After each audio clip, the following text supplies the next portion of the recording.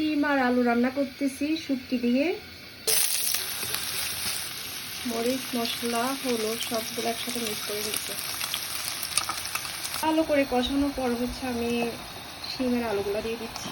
ভালো করে কষানোর পর হচ্ছে আমি পানি দিব। বকলি পাকোড়া বানাবো আজকে। এখানে হচ্ছে একটা বকলি আমি সিদ্ধ করে নিছি।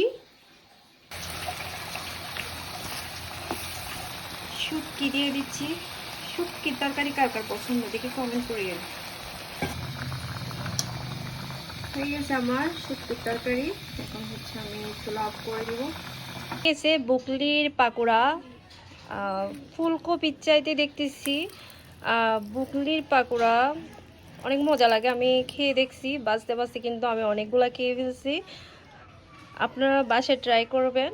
আর এখন তো বকলি একদমই সস্তা, শীতকালীনই সবজি এটা।